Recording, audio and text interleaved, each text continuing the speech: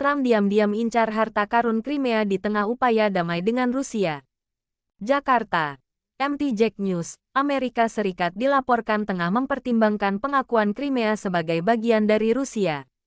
Hal ini mencuat ketika Presiden AS Donald Trump intens mendorong diskusi perdamaian dengan Presiden Rusia Vladimir Putin, meskipun hubungan kedua negara sempat memanas akibat konflik Rusia-Ukraina.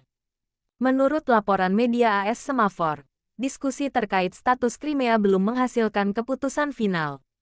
Namun, pembicaraan tersebut menunjukkan bahwa Trump membuka opsi penyelesaian konflik melalui pendekatan diplomatik. Juru bicara Dewan Keamanan Nasional, Brian Hughes, menegaskan bahwa Gedung Putih tidak membuat komitmen terkait status Crimea. Tujuannya tetap menghentikan kekerasan dan mencari penyelesaian damai untuk konflik ini, ujar Hughes. Trump berencana ubah Crimea jadi destinasi internasional.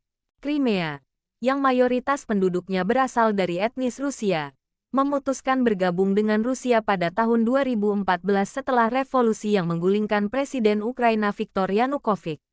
Meski begitu, PBB tetap menganggap Crimea sebagai wilayah Ukraina. Dalam laporan terbaru jurnalis peraih Pulitzer, Seymour Hersh, Trump disebut memiliki rencana besar untuk Crimea.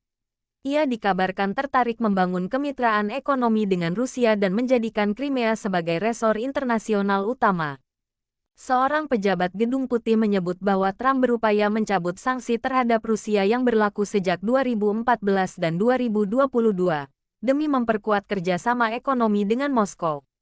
Mereka mungkin melakukan hal serupa di Donbas, tambah sumber tersebut. Kerjasama energi dan logam langka jadi fokus Trump. Ketertarikan Trump pada aset Rusia dilaporkan mencakup minyak, gas, serta logam tanah jarang yang belum ditambang.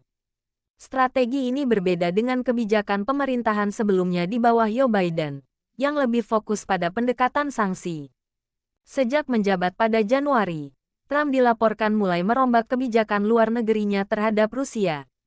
Setelah melakukan panggilan telepon dengan Putin pada Februari, delegasi AS dan Rusia bertemu di Arab Saudi dan sepakat menjajaki kerjasama setelah konflik Ukraina terselesaikan.